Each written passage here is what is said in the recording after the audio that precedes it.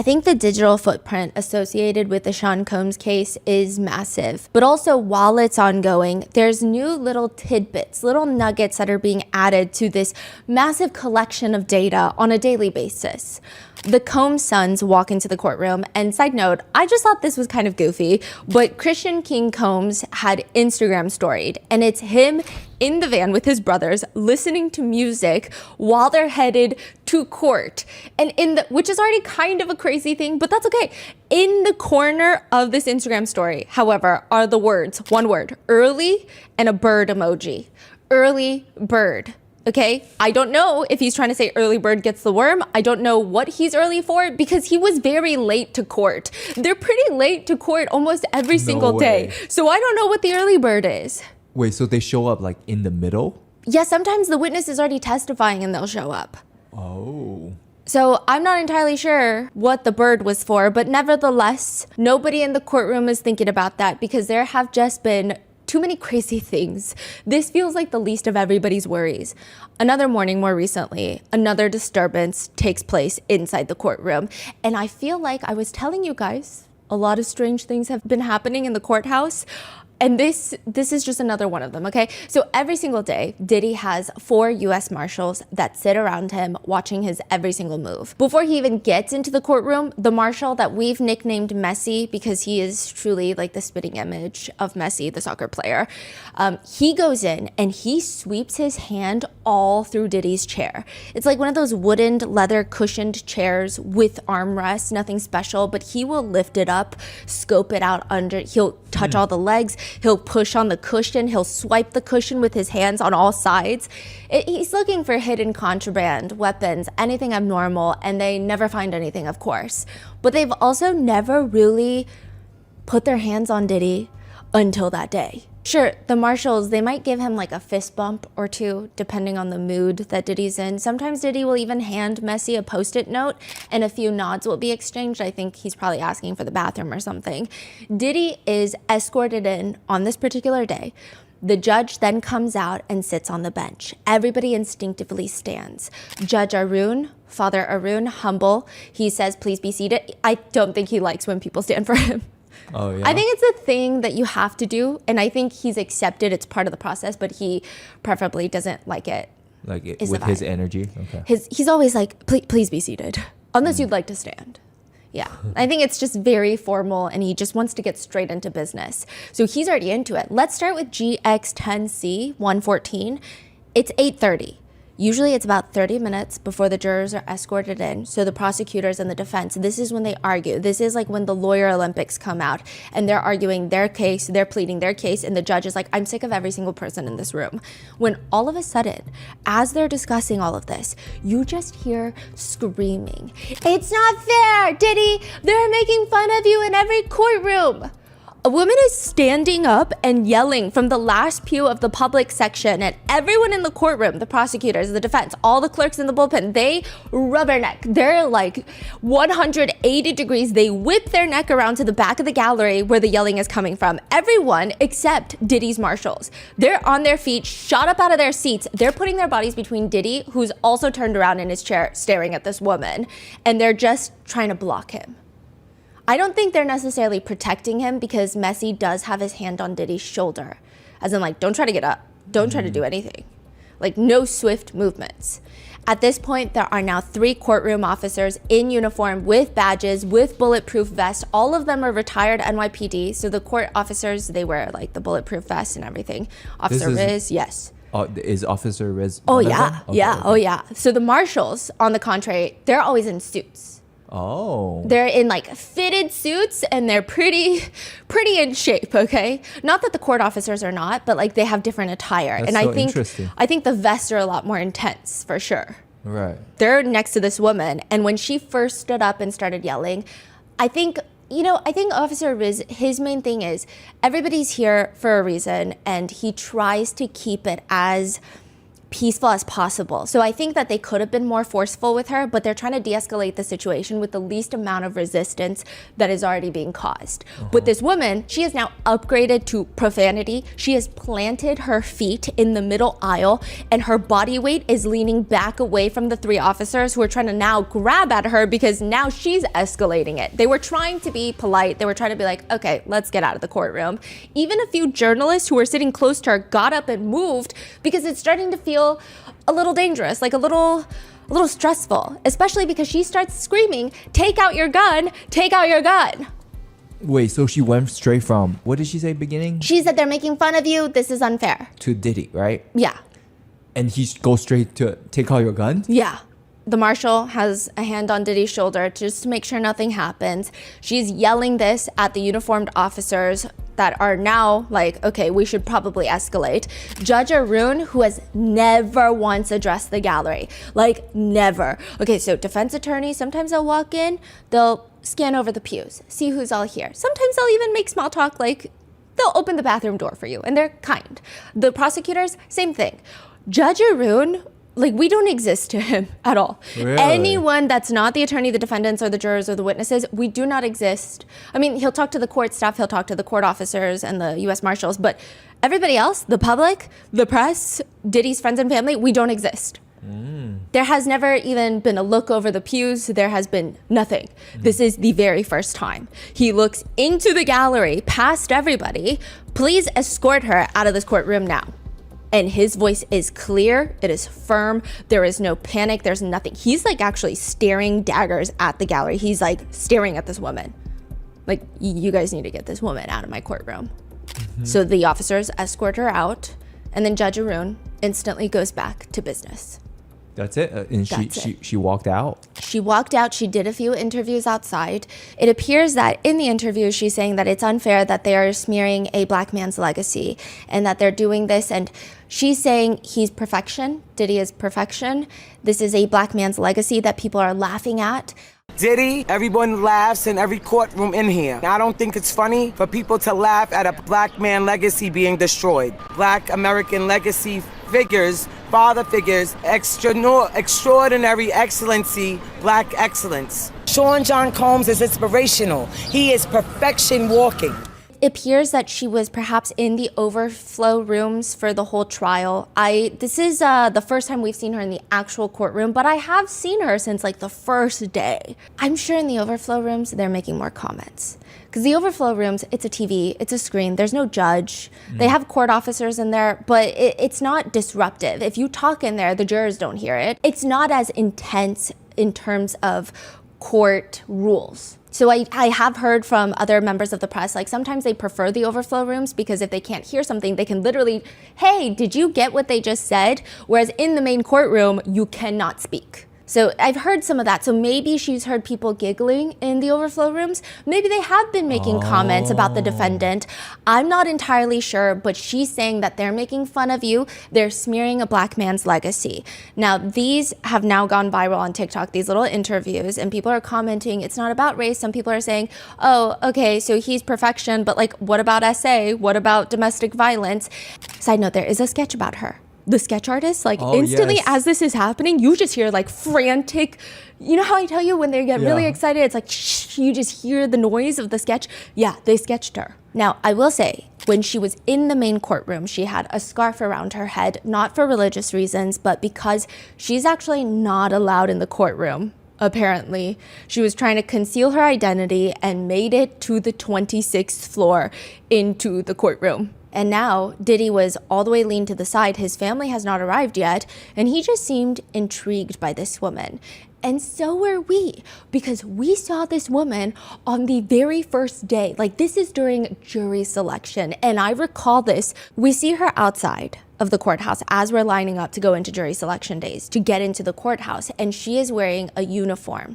It's an MTA uniform for the transit system in New York. Another reporter starts talking to her and asking her questions about like, what are you doing here? Because you're not part of the press. So like, what made you want to spend your day in the courthouse listening to this specific case? And it's jury selection. Like we're not even in opening statements. Like, what's the reason? Like, you must have a very strong reason. Do you know anyone that's involved in the case?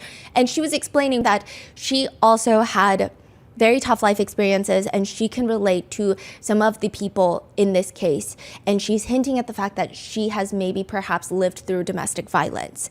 And so I actually thought it was this moment of, oh, wow, this is a very interesting moment where people are coming out, not even because they know the people or the victims involved or the witnesses involved.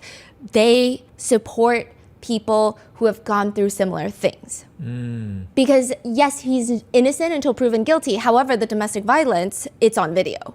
It's pretty hard to say anything, right? I thought she was here to support the victims and take a stance against domestic violence. And then I didn't see her around. I mean, I kind of saw her here and there, but like the feeling was the very first day I heard her share her story, like it was that feeling consistently. And then as the weeks go by, recently, a few days ago, she was causing a bit of a ruckus outside on the line.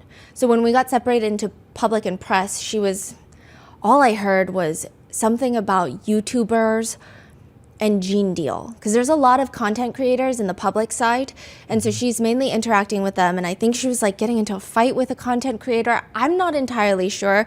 I tried to stay out of it. I literally went, oh, and then I looked away because I'm like, okay, I need to stay in my own lane. And you said there's always something going on. There's always a fight. There's always a fight, and Sometimes multiple fights going on at the same time. Yeah, I will say, like, to the people in the public line that are standing in that line just so that they can get the good coverage, so that they can get in the courtroom without any problems, I have so much respect for them, because that public line, I saw a comment that was like, it's like the Fortnite lobby. It feels like that. I mean, the main line feels like that, but then once they split it up into public and press, it's like usually a lot of commotion in the public line. And so people who are going through the public line just to be able to sit in on this trial, I don't know how they're doing it. It's so intense. There's always a fight. I don't know what happened, because the first few times I've seen her, she seemed so pleasant. And then all of a sudden, it's just very different. I'm just very confused. Yeah. And so all the press and the public, they want to know, does Diddy know her? Because there have been rumors swirling around that perhaps Diddy is, I mean, these are some darker rumors, that perhaps Diddy is trying to buy witnesses, buy jurors, maybe even buy Diddy supporters to infiltrate not only the public, but also maybe the press. So there's been all these rumors swirling around. I don't know what he would get out of this incident, though. Yeah, so you don't know if Diddy was involved. If I had to take like my most cynical, because I mean, I do enjoy being conspiratorial at times, but like if I had to be the most reasonable, I don't think that he played any role in this. But I do think this trial is bringing out a lot of interesting people. And I'm just so confused. The only thing that confuses me and a few other members of the press is her attitude shift throughout the weeks is so drastic. We're just confused by it. What are your thoughts? Rotten Mango to support Achievement Centers for Children. They're a nonprofit organization helping children and adults with disabilities. This episode's partnerships have also made it possible to support Rotten Mango's growing team of dedicated researchers and translators, and to even bring our team out to New York City for months to be able to do this. So we would really like to thank you guys for all of that support. A few disclaimers before we get started. There are mentions of physical assault as well as essay. Many of the quotes and statements included have been shortened and condensed for brevity. To cover ourselves legally, you guys know the drill. Sean Combs is presumed innocent until proven guilty, and that has yet to occur at the time of this episode's release. So the burden of proof lies within the government. Any descriptions or observations regarding Mr. Combs' legal team, the court, and or the public during the trial were personally noted by myself or my other two researchers who are present in the main courtroom. They should not be used as definitive source to determine guilt or innocence. So with that being said, let's get started. I think Michael B. Jordan just wants one day without reading about him being mentioned in Sean Combs' criminal trial. I think that would literally make Michael B. Jordan's entire week. Cassie's best friend and former stylist, he takes the stand, and he is asked about Michael B. Jordan by Diddy's attorney, Xavier Donaldson. Because remember, while Cassie was in South Africa shooting a movie, she starts talking to Michael B. Jordan, and because of that, his name has come up so many times during the entirety of this trial, and it's still ongoing. Donaldson asks Cassie's best friend, Cassie was in South Africa, right? Correct. What was she doing in South Africa? Shooting a movie? And she was shooting this movie as she was still signed to Bad Boy, correct? Correct. And what was the movie? Honey. And so as an artist signed with Bad Boy, she was not only doing music, but she was also getting movie deals, correct? She was able to do that sometimes. And it just seems like a very roundabout conversation. So, I mean, I guess, right? I'm asking yes or no. Was she able to do movies while she was an artist signed with Bad Boy? Sometimes, yes. In 2015, this is one of those times that she was allowed to do a movie, correct? Correct. And in order for her to be allowed to do that movie, Mr. Combs, as the owner of Bad Boy, had to sign off on that, correct? Correct. So to button that, Mr. Combs signed off on a contract to allow Cassie to do a movie, correct? Correct. Mr. Donaldson? The witness is saying, Mr. Donaldson? Asking a question. Donaldson is now responding. Yes, sir. Can you just drive it home? Because yes, I did hook her up with Michael B. Jordan. I know where this is going. No. And it feels like the two of them just start bickering. Wait, in who's front saying of no? the witness. Oh. He's like, no. While the entire courtroom is watching and wondering what the hell is happening right now. So Mr. Nash, you hooked her up with Michael B. Jordan, right? Indeed. He's fine. She's fine. I mean, why not? Some of the jurors start smirking. Others are turning to each other and they're mouthing, whew, like they're literally doing that with their mouth. Even Brian Steele is sitting there giggling with this goofy Boy Scout grin, as they say. That's how they describe his smile. The only person not amused in the entirety of this is Sean Combs, because he is not having a good day. First of all, Cassie's best friend is very likable on the stand. He's won the jurors over. Everybody's giggling nonstop in the courtroom during his testimony. He is just laying it down. He's not getting bullied by the defense. This is Deontay, right? Yeah, Deontay Nash. And on top of that, Sean Combs' move for a mistrial was just denied prior to all of this. Alexandra Shapiro is a very interesting attorney on Sean Combs' defense team. She was a clerk for Justice Ginsburg, similar to Judge Arun, but not at the same time. Like I've mentioned, I don't think their paths have ever crossed. She was a prosecutor for the U.S. Attorney's Office in SDNY, the same district that they're in right now, fighting for Sean Combs. She's worked in the criminal division for 5 years. Then she went on to join an international law firm to work on white-collar crime. She low-key loves defending an alleged insider trader.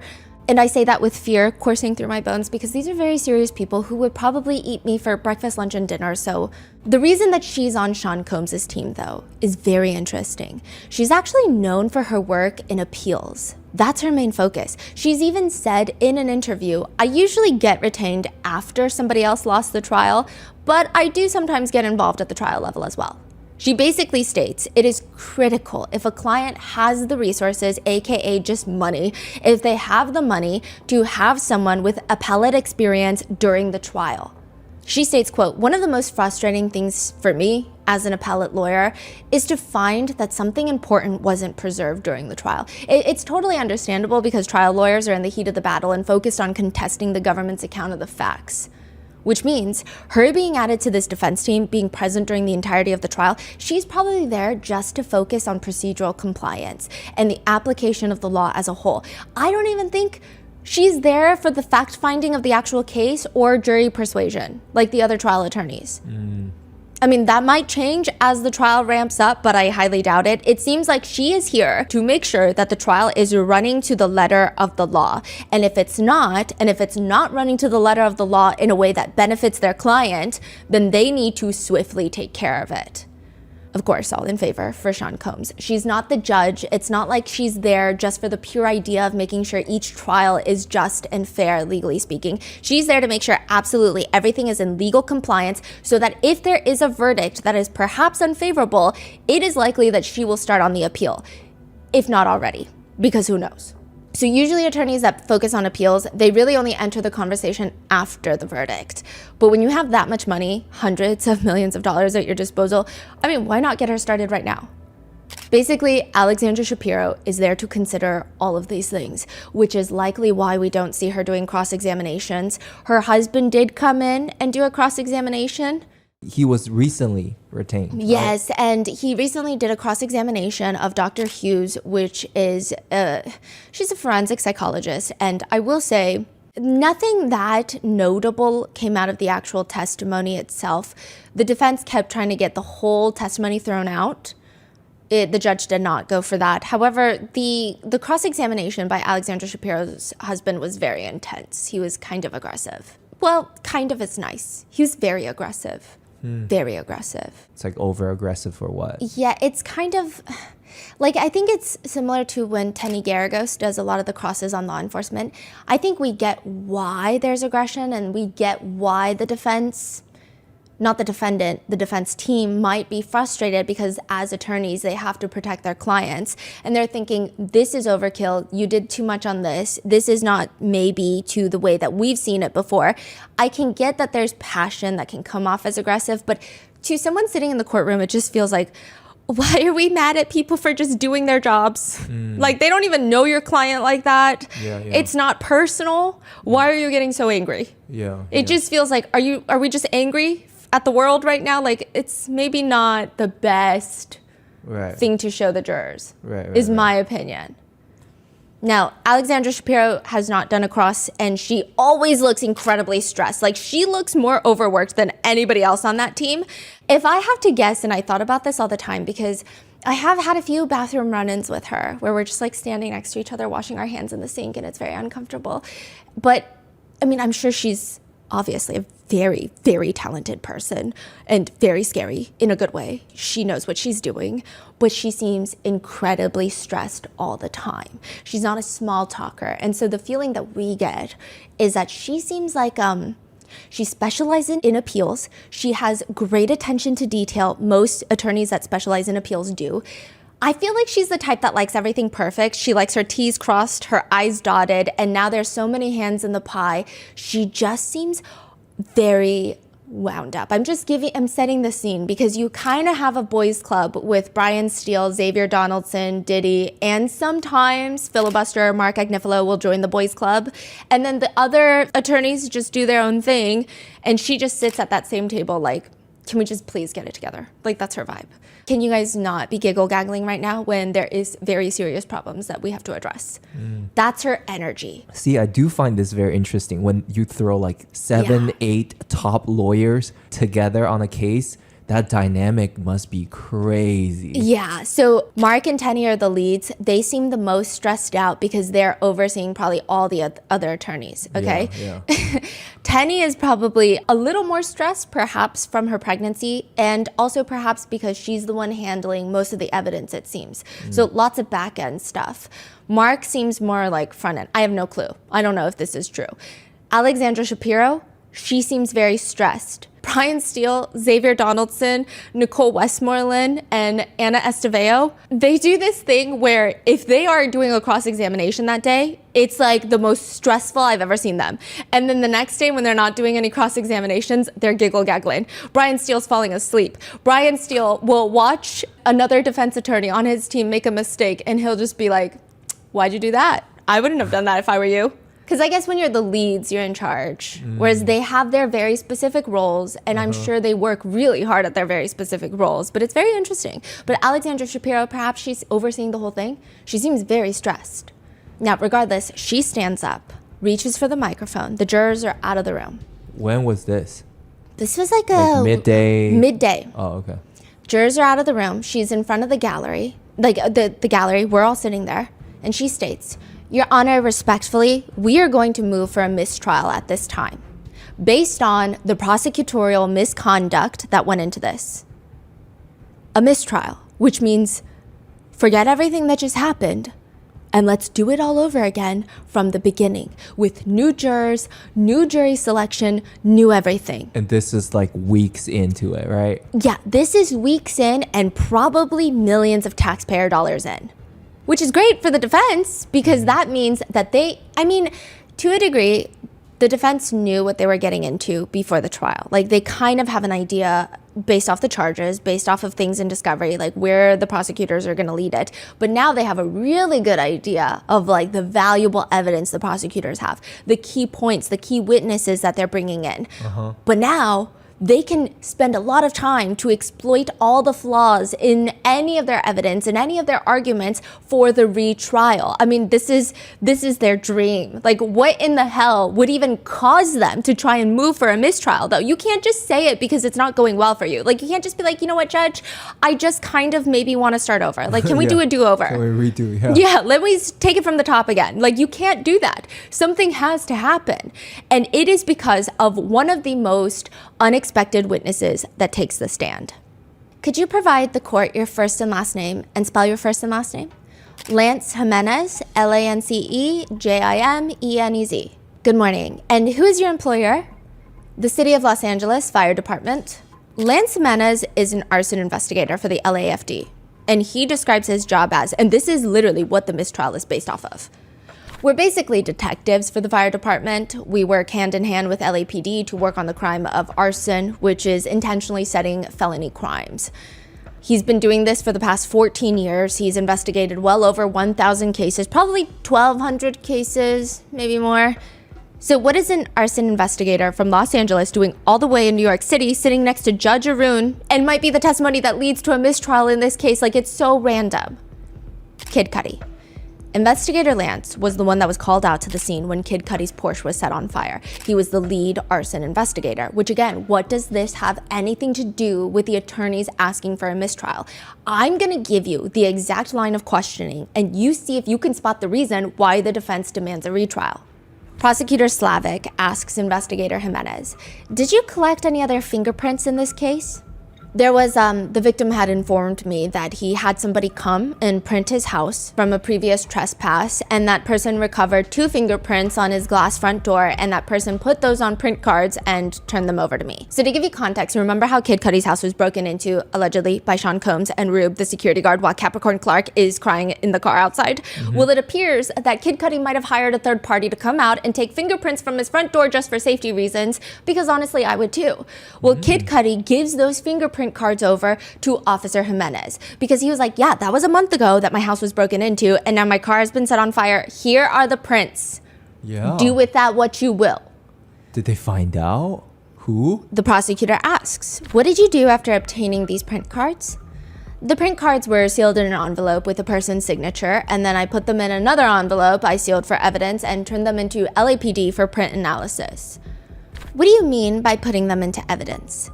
We take all of our evidence we collect and we turn it over. We book everything with LAPD's evidence unit and they store and collect all the evidence and it's properly maintained through LAPD. Did you receive results related to these fingerprint cards? I did not. Now, you said that you entered these fingerprint cards into evidence. Did there come a time when you learned what happened to the fingerprint cards? Yes, recently. What happened to the print cards? The 2 print cards I had turned in were destroyed. When were they destroyed? They were destroyed August of 2012. So this would be 8 months after the fire. Were you aware that they had been destroyed in August of 2012? I was not. Did you authorize the print cards being destroyed? I did not. Who ordered their destruction? Somebody within LAPD. Is that typically the way that logged evidence is destroyed? Not for evidence that I turn in. I'm the lead investigator, so everything goes through me before it's destroyed. Unless it goes through our arson section, it will come through in a request if they want it destroyed or not, or returned back to the owner. And the LAPD employee who authorized the destruction wasn't you said, right? No. Was that person a member of your team? No. Did this strike you as unusual? Mark Agnifilo, Combs' lead counsel, stands up. I'm gonna object to all of this, Judge. The judge is like, there was a question pending. I take it there's an objection to that question. Yes, that's sustained. And the prosecutor says, I'll ask a different question, Your Honor. Investigator Jimenez, in your 15 years approximately as an arson investigator, has evidence been ordered destroyed by someone who is not a member of your team? Mark Agnifilo stands back up. Your Honor, I object. And can we have a sidebar on this? You may. During the sidebar, Mark Agnifilo is stating, it's not just about the question, okay? It's, quote, there's a larger issue here. There's an inference of wrongdoing here, which we are hearing for the first time and which is utterly unfounded. They're clearly saying that something happened to cause these fingerprint cards to be destroyed suspiciously under circumstances that this witness has never seen before, and I am asking that this entire line be struck as being prejudicial. They're clearly suggesting that Mr. Combs, with his authority, did something to cause the destruction of these print cards. There's no further reason for these questions other than that. Prosecutor Slavic argues this is with respect to his investigation, and this material was in the 3500, which are the documents that the government turns over to the defense. Like, she's like, you knew about this. It goes to the completion of the investigation. I think the defense is going to get up on the cross-examination and suggest that there was It was a dead-end investigation. There were no charges, and there are reasons why. And this destruction of the print cards is one such reason. Mark is saying they could have left it at that. That's clearly not what they're doing. What they're clearly doing is saying, in addition, they could have just said, where are the print cards? They're destroyed. They didn't have to go further and say, have you ever heard of this before? Did you authorize it? That is clearly improper, and that's what they're doing. They are putting this in front of the jury that there was wrongdoing in the LAPD, and the only reason that would be relevant, since this is not an LAPD internal investigation, is that someone in this courtroom had something to do with it, and that someone is Mr. Combs. And Mark said that? Yes. Okay, Mark. Okay, you like said the phrasing is crazy. Yes, but he's saying like that's what they're saying. I know, but still, you said that. Yeah, but like, yeah.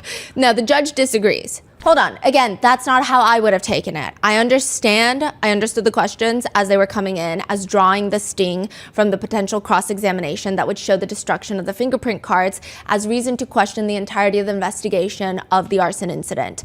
And I assume that's what Ms. Slavic was doing, was trying to anticipate that you're going to go up and say, what are you talking about? You lost evidence that would show, possibly point to someone else having done this, and just mysteriously the print cards vanished before the trial.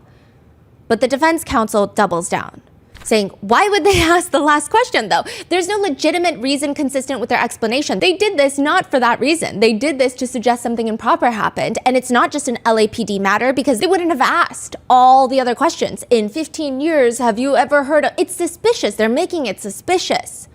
In other words, the defense states the government is making inferences that Sean Combs somehow got rid of the fingerprint evidence because he knows those are his prints.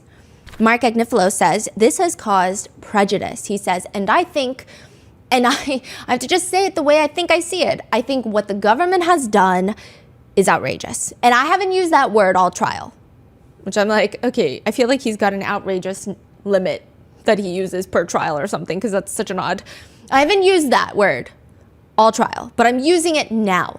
And they know what they're doing. They know exactly what they were doing. They were suggesting to this jury that someone in this courtroom had something to do with the improper and suspicious destruction of these fingerprint cards, and that's outrageous. And quite frankly, we are having discussions, and I need a few more minutes before we hit ground on what, if any, other remedies we are going to ask for in light of that line of questioning. So before I do that, let me speak with my colleagues for a second, and I will, if it's okay with the court.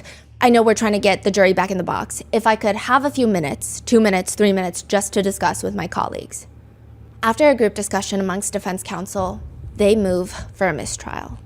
Alexandra Shapiro takes the lead. Your Honor, respectfully, we are going to move for a mistrial at this time based on the prosecutorial misconduct that went into this. I think it's clear that, first of all, just to take a step back, as the court will recall during jury selection, there were issues raised by some prospective jurors about, the idea that Mr. Combs could buy his way out of this. This type of conspiracy theory is out there, and the type of implication that we believe these questions were designed to create plays right into that. When she said that, we're going to move for mistrial, what's the energy in the courtroom? Oh my goodness. Like, everyone is stressed out. I think the only people not stressed out are Diddy's sons. I don't know why. I've never seen them look stressed out, like really ever. Maybe once or twice, but they seem chill. They seem like it's another Tuesday. And I'm like, are we hearing the same thing? The jury are not in the room. The press, everyone's silent. I think it's half of, holy shit, what's about to happen? But also half of, oh my God, every single witness would have to come back and testify. That's insane. And then another part of it is like, oh, we're also going to come back and do this all over again. Like, all of this is crazy. Yeah. Everyone was just silent. Meanwhile, I will say Combs, I took so many notes on this, and we cross-referenced with my researchers because it was a little intense. He looks like, when you work at a restaurant and there is a customer who is very upset that you got their order wrong. Is it a big deal? No. Did you get their order wrong? You are adamant that you did not. You're like, no, he told me seafood, okay? So I got him seafood. I remember it. But the boss is like, no, you got to go apologize because they're making a big deal about it. And then you go and you stand there and you apologize, and they just kind of sit there like, that's right, apologize to me. You did me so wrong. He's like sitting there with that kind of energy, like very smug.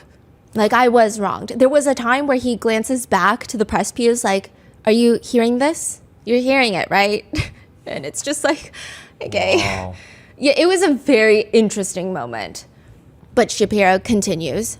My point is that it was becoming clearer and clearer that this inference is what the government was doing this for, and the jury is going to be left with the impression, even if Your Honor strikes the testimony, including not only those 2 questions where the objections have been sustained, but strikes the previous questions and answers and gives an instruction, there's no way to unring this bell, particularly those last 2 questions.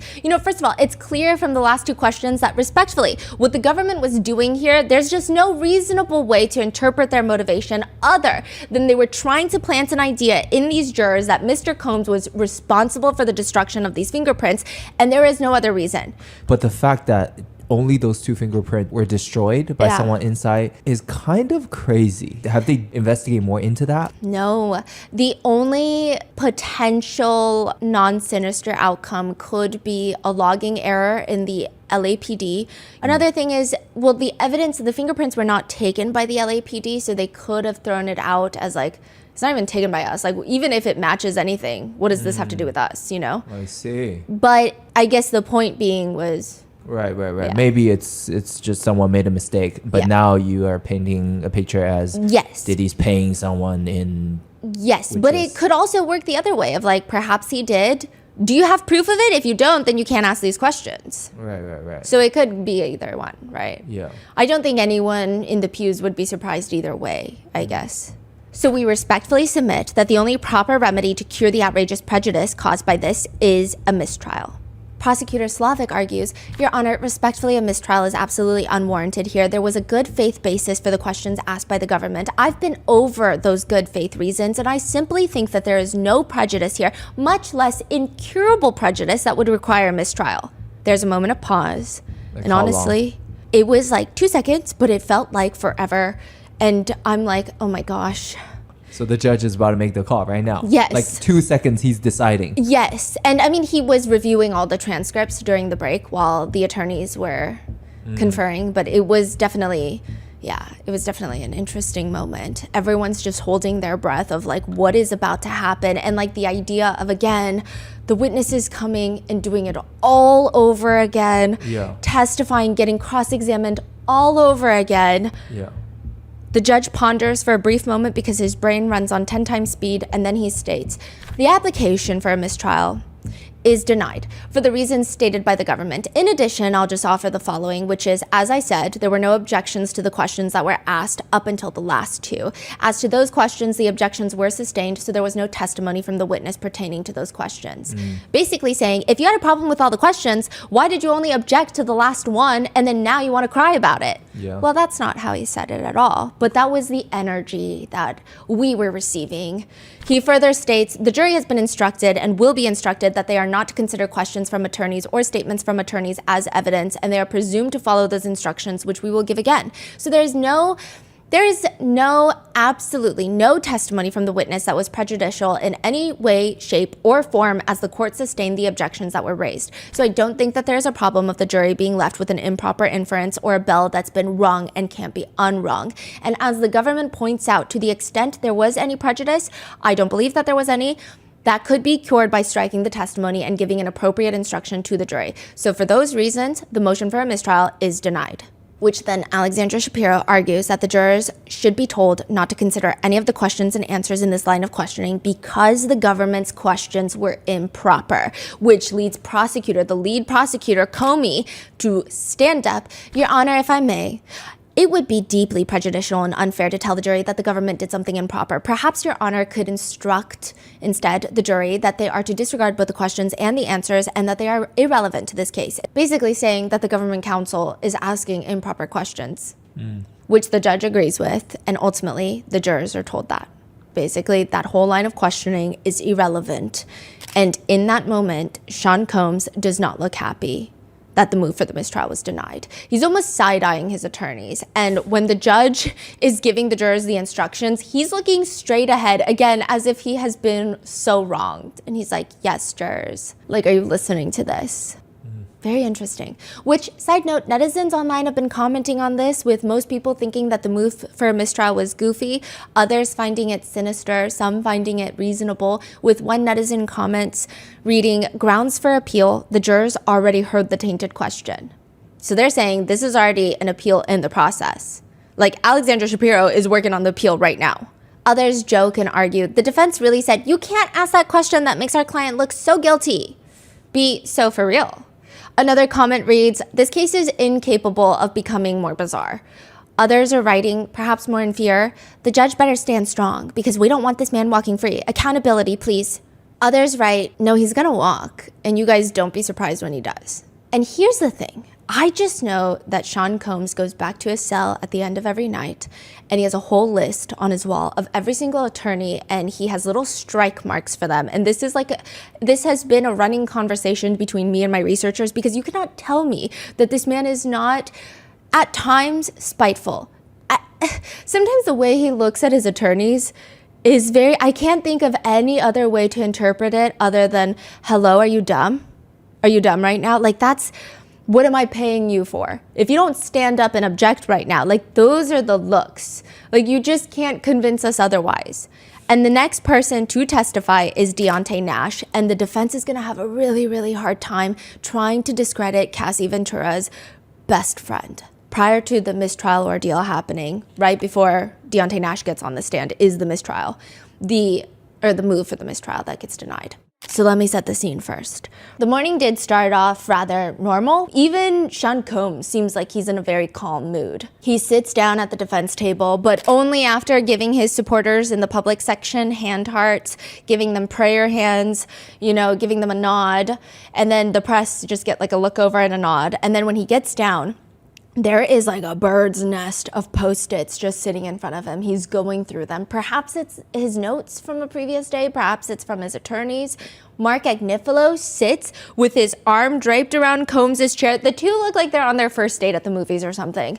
Mark is fixing the top of Sean Combs' sweater. They're very cozy. Donaldson walks over to the sketch artist, and I cannot hear the full comment, but he says, and I hear this part, you see that fantastically handsome man over there? He's motioning towards where Mark, Diddy, and Brian Steele are. I don't know. Which one is fantastically handsome? It appears probably to be the defendant because, he's the one in most of the sketches. Huh, okay. He's just like, you see that fantastically handsome man over there? And the sketch artists, they really don't love to interact. They're just like, I feel like the only one that woos the sketch artist is Mark Agnifilo and the prosecutors. Yeah, they love the prosecutors. But they're all I think they see each other frequently, the prosecutors. They work in the same office. Exactly. Yeah. So it's not like they love them. It's just more colleagues. Oh, hey, How's Puff doing in there today? I think he's got a ferocious attorney working for him right now. Scary. Very scary. Too scary. And again, you cannot convince me that Sean Combs does not get irked by these sketch artists. He just sits in his cell, and I feel like it keeps him up at night because what was that comment? And then all of his family members, they're always checking on the sketches. His best friend is making sure the sketch is good. So I'm like, is this keeping him up at night in his cell? The government may call its next witness. The government calls Deontay Nash. The door behind us opens, and in walks two attorneys and Deontay Nash. And as he's walking up to the very front of the courtroom, Combs is rubbing his chin hairs. He's acting like he's so deep in thought. His beard, I mean? Yeah. Chin here? Beard? His beard, yeah. Okay. I don't know why I described it chin hairs. I'm so sorry. But the way he plays with it, I guess beard makes more sense, but he will individually roll some of them, and I just think chin hairs. And he's so deep in thought, and that absolutely no one of any importance or relevance to him is walking into the room. It feels like when you try so hard to not feel like you're giving a crap about what's happening, it's kind of that. And it's very interesting that there's certain people he tries a little harder to act more nonchalant around. He can't even be less interested, even if he tried. Meanwhile, Sean Combs' mother, Janice Combs, is death glaring Deontay Nash all the way down the aisle until he sits down. Deontay sits. He begins swiveling back and forth because it's an office chair up there, and he instinctively straightens out the tissue box. He doesn't use a tissue, he just straightens it. His attention to detail is fascinating. And once he sits down, Combs is leaned all the way back with his back against the chair, and he has gone level 9 out of 10 businessman. He places his left hand kind of like this This is what it looks like. I can't see if it's on his hip. I can't see if it's on his chair like this. It's kind of placed so that his left elbow is bent. And then his right hand is placed on the armrest, the elbow is, and he's playing with his facial hairs. And he just looks like the CEO in a conference room waiting for an intern that's about to get fired to bring him an iced coffee stat otherwise. Meanwhile, Prosecutor Comey is at the lectern and she begins her direct examination. And just in case we did not already know, which we already knew, because just judging Deontay's energy that is radiating off of him, he does not want to be here. But he is asked, "Are you testifying here today because you received a subpoena?" "Yes." "Do you want to testify at this trial?" "Absolutely not." "What do you do for work?" "I'm a celebrity stylist." Deontay says that he's worked with styling both Sean Combs and Cassie, and it's kind of cute because when he's asked to, and this is Cassie's best friend, when he's asked to identify Cassie on the screen, he's like smiling to himself and he says, "Oh, that's Cass." Then another picture is brought up. "Can we pull up, please, what's in evidence as Government Exhibit 2A504? And who is that? It's a picture of Deontay Nash, okay? And honestly, he looks good. His skin is glowing in the picture. He looks great. "That's me. Is this a fair and accurate depiction of what you looked like during part of the time that you worked for Mr. Combs as a stylist?" These are like very standard questions. And usually people just say, "Yeah." And he responds, "No." And everyone's like, "Wait, what is happening? What's happening? We don't know what's happening. Nobody's ever said no." "Is it a glamour shot of you?" "Yes, I look amazing." And so we're like, okay, the whole courtroom starts giggling. And meanwhile, Combs looks like someone just farted. Like he is not content right now. Meanwhile, his bestie in the back already has his eyes closed in the friends and family pews. Deontay says that he and Cassie were really close during that time period and still to this day, but focusing on that time period, they were very, very close. And because he works with them, he has a friendship with Cassie, he would see Cassie and Sean Combs interact a lot, considering they were dating. "What, if any, names did you hear Mr. Combs call Miss Ventura in front of you?" Baby girl, Cece, Cass, bitch, slut, hoe." Combs just starts rapidly blinking like he's never heard these words before in his life. Like they do not exist in his lexicon. He cannot even spell them for you if you asked. "About how many times do you remember hearing Mr. Combs call her a bitch?" Quite a bit. That was his fave." So at this point, Xavier Donaldson, defense counsel, leans into the microphone. "I'm sorry, Judge, I couldn't hear the last answer." Deontay Nash leans into the microphone. "I said quite a bit. That was his fave." Like in that tone? Yes. And now you just know the energy going into this. Like you usually, like with the witnesses, there is a certain energy that you're trying to pick up when you're taking notes because you're also anticipating the cross. You're anticipating all these things, which means also Donaldson will be doing the cross. So he doesn't look like, a lot of them seem nervous and uncomfortable. He's like fully himself. Like he's fully himself. And I think he is, no, he does not like the defense counsel. I think he's here to also fight for a friend. And he's like not trying to back down. Wow. Yeah. And he does win the jurors over. So which means Donaldson is going to be doing the cross. And it's interesting that he always goes up against Comey, which Comey's very sharp. I mean, Donaldson as well, but he does have him repeat kind of the worst thing to repeat once more. Like, out of all things that you didn't hear correctly, like you got to have him repeat, oh yeah, his favorite word to call his girlfriend was bitch. Like it's almost like working for the other side. Yes, there are so many times where I write down, is he an op? Because what's happening in my notes? And I'm like passing it to my researcher and she's like, no, yeah, what's happening? In what context did you hear Mr. Combs call Cassie a bitch? Bitch, stop playing with me. Bitch, you better bring your ass to this house. I mean, I was there for quite some time. It's clear, again, Sean Combs is not having a good time. Okay, Deontay Nash is kind of a juror favorite. They're super absorbed in every single word that he is saying, and he's just kind of captivating. He seems very transparent as well. And about how often did you hear Mr. Combs refer to Cassie as a hoe or a slut? Quite a few. In what context? He just told her that she was an outright hoe. He told her she was nothing but a slut anyway. So when you heard Mr. Combs say the things you just testified to, Mr. Nash, how did you observe Miss Ventura react? She would be sad. What would she do? Sometimes cry, sometimes go into a depression. Objection, Your Honor. Move to strike the last part of the answer. Depression part? Yeah, overruled. Like, I swear to you, there is, anytime one of Combs's defense attorneys get an objection that is overruled, I just feel like it's another strike on his cell walls or in his little truth notebook. At this point of the overruled objection, Combs leans back further in his chair, but he's already leaned all the way back, but he like does this weird lean back. So instead his shoulders just do this awkward half roll back instead. And he seems a little bit annoyed. Deontay goes on to testify that he's heard Combs not only call Cassie all those horrendous names, but also he would threaten her, quote, that he would beat her ass, he wouldn't put her music out, that he would get her parents fired from their jobs, and he would send her sex tapes to their jobs. He would start there. And every time he said these things would drive Cassie crazy. Meanwhile, Combs is just sitting over there taking notes at this point. Deontay says Cassie would just cry. Sometimes she would stay in the house for days, go into a cocoon, be super emotional. And a few notable instances that stick out to Deontay, he's asked about these, is once Deontay was with Cassie and she gets a call from Combs. She starts freaking out and picks up, puts it on speakerphone. So over the speakerphone, what did you hear Mr. Combs say? That she better bring her ass to his house? What happened next? She started to panic, and then Puff called back, and he talked to me at that moment, and he told me that we're wildin', and that he thought he told us not to be going out, and says every time I go out, that bitch want to go out, then I need to stay my ass home too.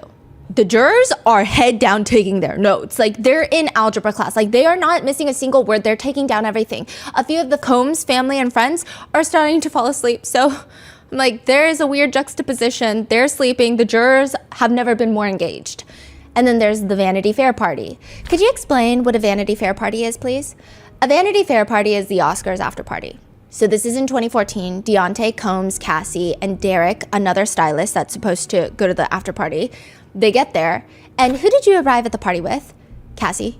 When you and Cassie arrived at the party, who was already there? Puff.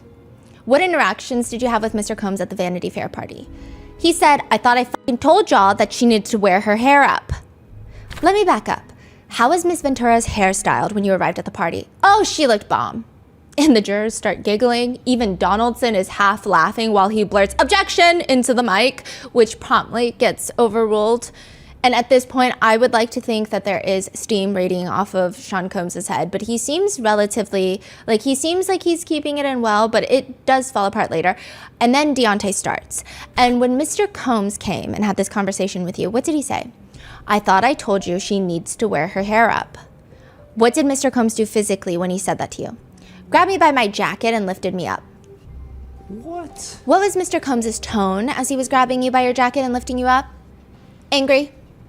A few of the jurors, and it is very interesting, a lot of the jurors are getting a lot more expressive as the days go on. In the beginning of the trial, they would act like the gallery does not exist. Now, a lot of them will look out into the gallery. A lot of them will now giggle amongst themselves during sidebars, have conversations, share looks, and more notably, a lot of them are more open to looking towards Combs now. So when people bring up violence, I will see at least a few of the jurors, as they're taking notes, their eyes will shoot up and they'll look at Combs. Maybe to see his reaction, maybe to gauge how he's responding body language wise to everything that's being said. So it's very interesting. So at this part, a lot of them are like taking notes and then they look up to see how he's responding. He is also intensely taking notes. Deontay explains that after that, Combs just starts asking people in the party for hairpins. They go into the bathroom, put her hair up, and when they come out, he said that Deontay was right because it looks better down. Now, there is a certain energy between defense attorney Xavier Donaldson and Deontay Nash.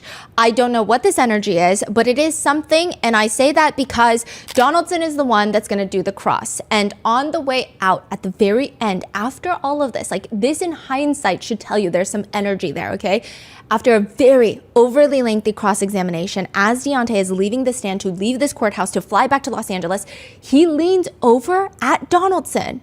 Everybody's just watching him walk out, and he whispers something.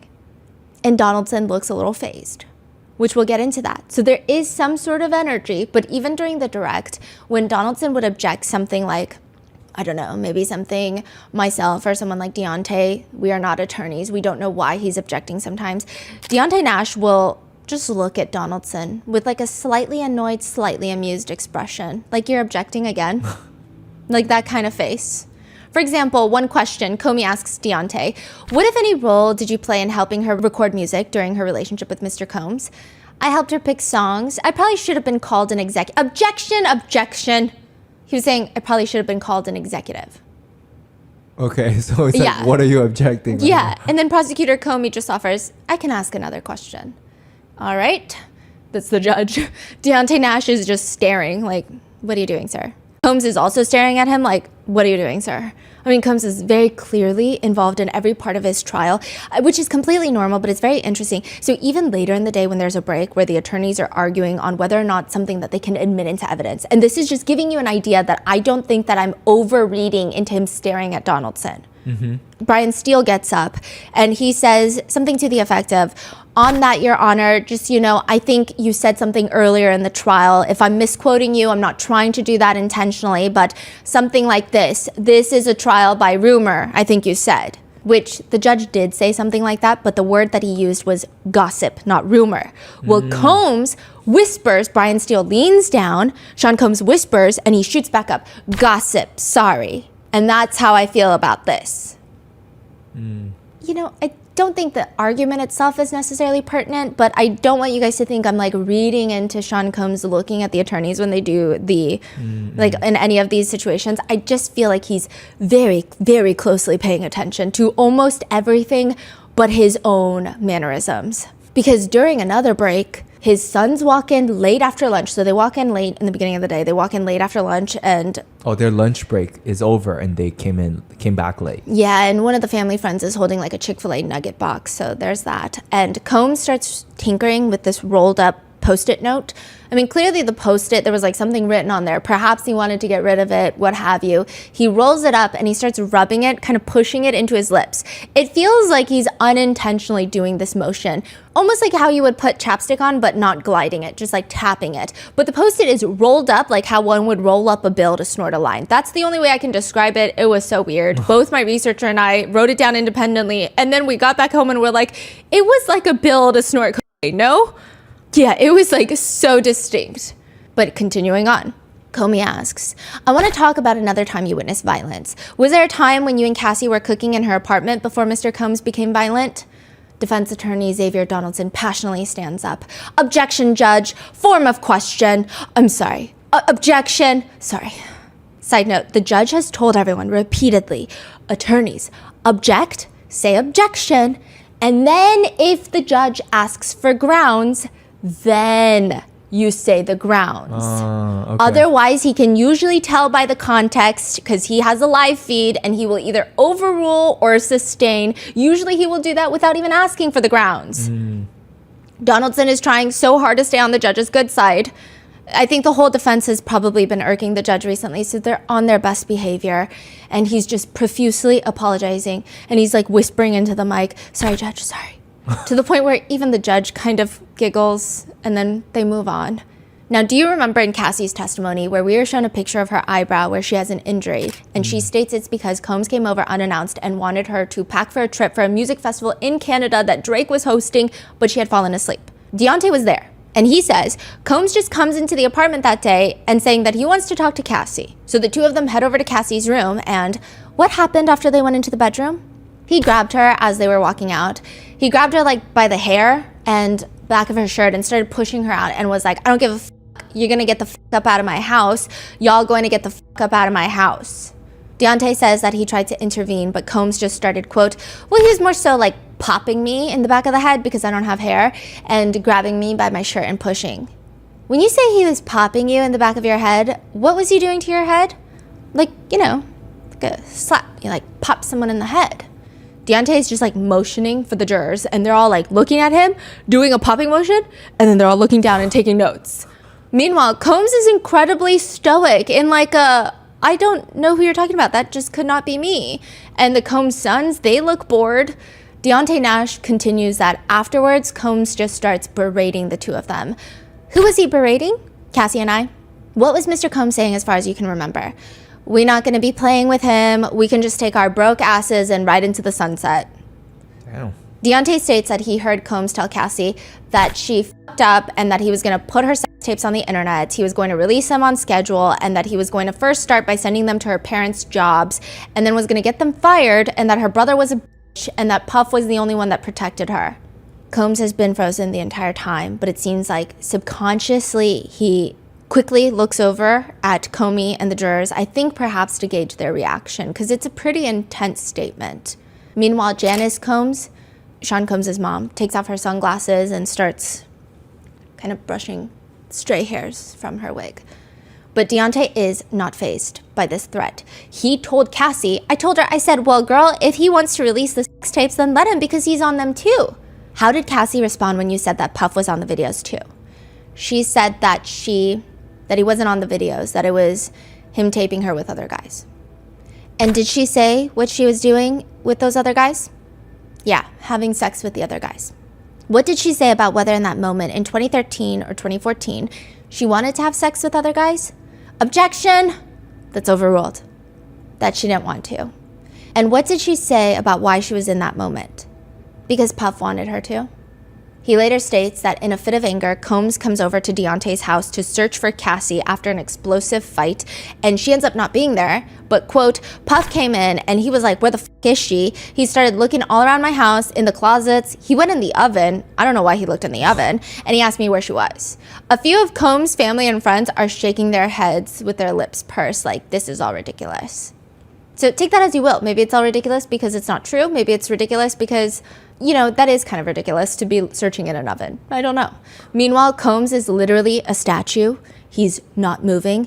He is doing this. We have unlocked a new witness stare. So previously, a lot of his stares were either straight on, where he would do this thing where he lifts his chin up and he kind of looks at them from above, like he's lowering their eyes, looking at them like this. But he's doing this new thing where he's tucking his chin a little, and it's almost a little through his eyelashes. He's looking at them. And all that's happening while Donaldson is looking like he's chomping at the bit, like his butt is nowhere on that seat. It's nonstop up and down, trying to object to everything that Deontay is saying. Eventually, Deontay explains that they all go to find Cassie, who is at a hotel, and she is now threatening to climb over the balcony to escape. How high up was the balcony? It wasn't the first floor. Do you remember what floor it was on? No. Both Combs and the jurors are again intensely taking notes, and Deontay moves on to talk about Cassie's 29th birthday, which was a rather big part of Cassie's testimony. She stated that on her birthday she wanted to be with her friends, but instead she states that Combs forced her into having a freak off. Deontay states that he was there for a lot of it, and he remembers that Sean Combs was asking him if he should fly in from Miami to surprise Cassie for her birthday, because remember, Cassie said she wasn't even expecting him to come. Deontay says Combs asked him, should I surprise her? And he responded, I told him if you want to. Now, why did you tell Mr. Combs to come if you'd seen him do all this violence to Cassie? Girl, I was not about to tell him that he couldn't come. Give that girl a party. It's very interesting. The whole courtroom had no idea what to do because Deontay Nash just called Prosecutor Comey girl. Oh. And so everyone's slightly frozen, which clearly was not done with any malice or anything. It was not rude or anything. It was just very unexpected. And so people were like, are we allowed to laugh or are we not allowed to laugh? It was just very confusing. The jurors' lips were downturned in kind of what just happened? And they're giving each other faces. Meanwhile, Tenny Garagos looks at Mark Agnifilo she just looks very shocked. Even some of the press I could see, they're hesitating before taking notes because it's I don't really know what to write down in this moment. He called Prosecutor Comey girl, and it was a long girl. It wasn't girl. It was girl. Yeah, even Christian King Combs, he consistently looks like he would rather be wrestling a baguette from a flock of angry pigeons in Central Park. He looks like anything else in New York seems better than this. He's leaning forward, resting his elbows on his knees, staring at Deontay. The only one seemingly unfazed is Prosecutor Comey, who just moves on. What do you remember happening at the birthday party? As they were leaving, Puff was telling Cassie, F you, I do all this, I'll do everything for you, and you just can't do this one thing for me. I asked her about Puff. I was like, girl, what is she over there doing? What is she talking about?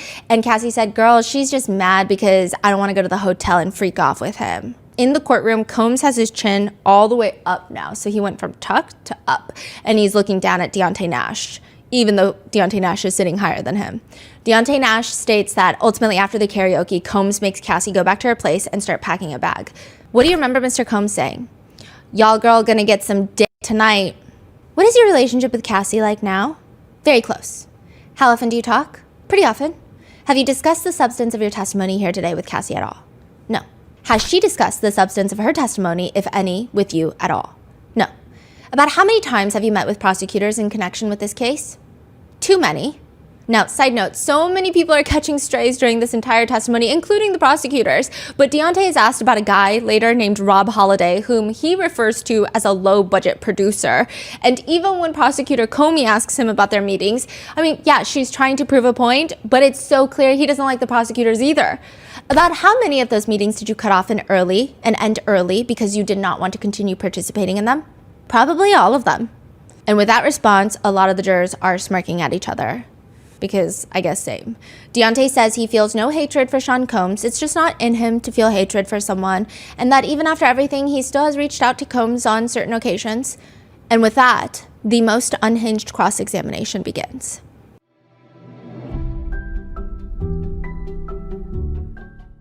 There's a reason why the sun is hot and the sky is blue. Just like there is a reason why Morgan & Morgan is America's largest injury law firm. For more than 35 years, Morgan & Morgan has been fighting for the people, fighting for regular, everyday people across the country with over 100 offices and more than 1,000 lawyers nationwide, having recovered more than $25 billion for over 500,000 clients. Morgan & Morgan has a proven track record of fighting to get you full and fair compensation. In Florida, a client received $12 million after the insurance company offered $350,000. In Pennsylvania, a client was awarded $26 million, 40 times the insurance company's offer of $650,000. The truth is, if you pick the wrong law firm, you might be setting yourself up to lose before you even get started. All law firms are not the same. If you're ever injured, you can check out Morgan & Morgan. Their fee is free unless they win. For more information, go to forthepeople.com/rotten or dial pound law, pound 529 from your cell phone. That's forthepeople.com/rotten or pound law, pound 529 from your cell. This is a paid advertisement.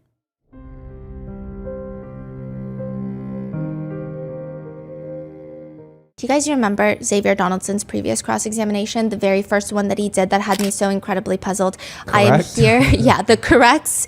I am here to report back that he has indeed gotten better. However, this entire cross-examination was such a mess.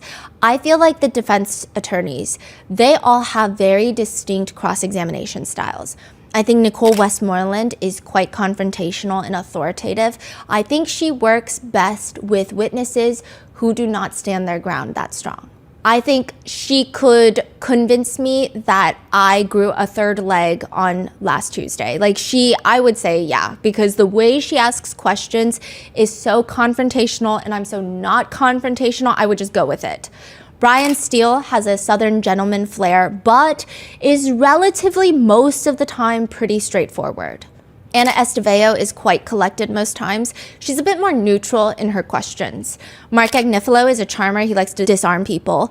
And Xavier Donaldson, he's a showman, He is here for a good cross. Now, I wouldn't go with the insanity defense because you have to admit you did something to go with the insanity defense. We're not saying you did it. And the only problem here is if somebody is giving a show out of these two, I would rather watch Deontay Nash's show. Good morning. Good morning. That's a stylist right there. I think that Deontay Nash on the stand has a very snappy nature to him. Yes, it's a very intense setting, but he is not intimidated. He will say what's on his mind. He will respond like we are just at dinner together with friends. I think in this type of situation, perhaps Mark Agnifilo or even Anna Estevao would have been a better fit. I feel like Deontay and Westmoreland would have gotten into a full-blown argument. I feel like Brian Steele would not be able to charm his way to Deontay. And I also feel like Deontay would be like, girl, to Brian Steele, and then Brian Steele would genuinely be confused and be like, who are you talking to? And then we'd have to sit through an hour of him trying to figure out who he's talking to and calling girl, and it would be a whole thing. Maybe Mark could disarm him. He's quite smooth. Estevao likely would have kept it quite neutral, not dissimilar to Comey, although Comey's a little snappier with her questions, very quick. However, Xavier Donaldson goes up to do the cross. And later, one of the people in the hallways were passionately talking and I was passionately eavesdropping. And they said, these are their words, not mine. I think I know a lot of people don't love this word, but the way that they were describing it is Donaldson tried to out-sass Deontay. And you can't do that. Like, that was the dumbest thing he could have done. It's just not happening. He should have taken a different approach. I mean, let me just tell you how the cross starts off.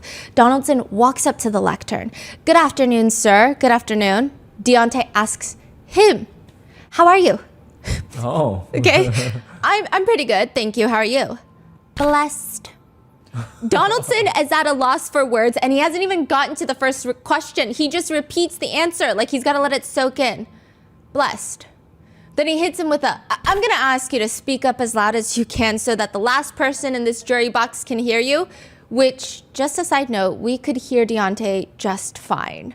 So I think it was a power play. And with that, the very first question, Donaldson already has his palms rubbing his temples. He has both of his palms covering his eyes, and then they go to rub his temples like how someone would rub their temples in the midst of a debilitating migraine. I'm like, sir, this is the first question in. My researcher's notes read, Donaldson is literally one question in, and he's rubbing his eyes like he just did 20 hours of brain surgery. Now, you just mentioned on Direct with Ms. Comey here that you met with the government several times, is that right? Yes. Interestingly enough, when Comey was doing the Direct, Deontay would kind of swivel in his chair a little bit, like kind of nonchalantly respond, a very casual demeanor. But with Donaldson, it's giving an enemy of my friend is an enemy of mine. He is staring Donaldson right in the eye. He's sitting up straight. His eye contact is intense. I don't think Donaldson was ready for this. I don't think Sean Combs informed him who Deontay Nash really is. Like, truly, he's going to war for his best friend. And Donaldson, just like all 9 feet of him, he's so tall, he's just standing at the lectern getting like smacked left and right by strays. And I think Sean Combs should have warned him. Like, at this point, Sean Combs has a dartboard with all of his attorneys' faces on them. And this one is just a big hit to Donaldson, okay? Just listen to the way Deontay rapid fire answers questions, and his response rate is quick. Like, the pace is very fast. The jurors are so busy taking notes, and he's doing this all with a slightly sarcastic smile towards Donaldson. And that subpoena told you you had to come to court, correct? Yes. Now, as far as you going to the government's office to talk to them, you didn't have to go there, correct? Nope. So when you went there, you went because, well, you went voluntarily, right? Yeah. And so you went there to answer their questions like they said, correct? Yes. And you give them truthful answers. Nothing but the truth. And that is what you did every time you were there? Every single time. Donaldson tries to make it a whole point that Deontay hired civil lawyers, who, by the way, were sitting directly in front of us the entire testimony. They were professionally smiling at each other when their client would give snarky responses to Donaldson, and we would see it, and they would literally just look at each other and smile and nod. And it was overall a slightly lighter moment in the courtroom considering, but you did hire Mr. Dunn to pursue possible civil litigation against Mr. Combs, right? Objection. Sustained. Are you considering a lawsuit against Mr. Combs? No, I'm focused on getting out of here. At this point, even Mark Agnifilo is looking at Donaldson the same way that Combs is, like both of them are turned to their right, forehead wrinkled, rapid blinking, to which Donaldson asks for a photo to be put on the screen just for the witness and the parties. We don't get to see it. Now, after reading the document, does that refresh your recollection or does that change your testimony whether or not you were considering civil litigation against Mr. Combs? No, it doesn't. It seems like an assumption.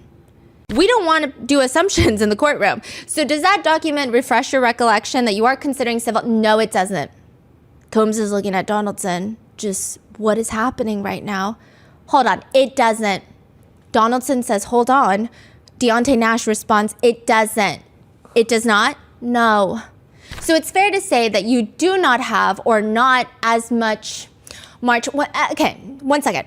As of March 10th, 2025, which by the way, it's, you are not considering or retaining counsel to consider suing Mr. Combs in civil actions. I have counsel to protect me. I don't do federal court. Protect you related to your interests regarding civil claims against Mr. Combs, correct? No. This case. Donaldson quickly moves on, and the defense just starts dumping exhibits. It's like a photo dump at this point, and none of them are really that relevant. And after all of those are received into evidence, Donaldson just starts asking Deontay, all right, Mr. Nash, you testified this afternoon about your relationship with Miss Ventura, right? Cassie, right? Mrs. Fine? And Deontay's reaction feels so instant, like he was waiting for this moment. And Donaldson is like, I'm sorry? Mrs. Fine. Mrs. Fine? Yes. Because she's married to Alex Fine. Yes. And that was, we'll get to that. So you testified about your relationship to Mrs. Fine. Yes. And honestly, Sean Combs looks peeved at this point. Though we could be thinking too deeply into it, I will say definitively he did not look happy. And perhaps in order to stall, perhaps in order to try and make the jurors forget about this entire conversation, Donaldson starts asking about the definition of a celebrity stylist. I think when you came into here, you said that you are a celebrity stylist. Yes, correct. And a celebrity stylist means someone that styles for celebrities, right? Yes. And that's contrary to someone who doesn't style for celebrities, right? Yes. Right in front of us, Deontay's two attorneys swivel their heads to look at each other with a confused look, and one of them just shrugs, kind of like, I don't know where this is going either. Like, I don't know what's happening. And they just turn back to the front. So someone that's not a celebrity stylist can call themselves just a stylist. Yes. So you have earned the distinction of being a celebrity stylist because you style primarily for celebrities. At this point, the prosecutor is just as confused as we are. Objection, Your Honor. Overruled.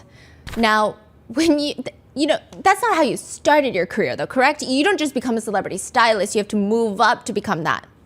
No, that's how it started. So in 2007, when you were an intern at Bad Boy, you were a celebrity stylist? I started as an intern, but you were a celebrity stylist is my question. Oh, no. So in 2008, you became a celebrity stylist? Yeah. What do you mean, yeah? Yes.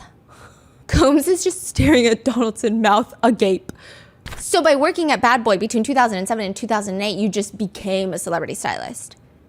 Yes. And that was because Mr. Combs introduced you to Cassie. I introduced myself to Cassie. You introduced yourself to Cassie while working for Mr. Combs. Yes. This is the feeling of Mr. Donaldson, okay? Don't play games that you cannot win. Deontay is not here to be hee-hee-ha-ha bullied into saying yes or no to questions that he doesn't want to. He's here to fight for his best friend. Like, I just see a best friend rage inside of him. Like, probably more than Cassie. Like, Cassie was, like, there were so many emotions with Cassie. For Deontay, it gives me the energy of, like, I saw what my best friend went through, and I'm so angry, and my anger is pretty pure because I don't have all the other complicated, traumatic experiences that she might have. So my anger is just pure. Like, he's here to fight. He's not just gonna roll over and let the multi-million-dollar defense team walk all over him. But instead, Donaldson, I feel like he cannot help himself. He falls into the power play trap.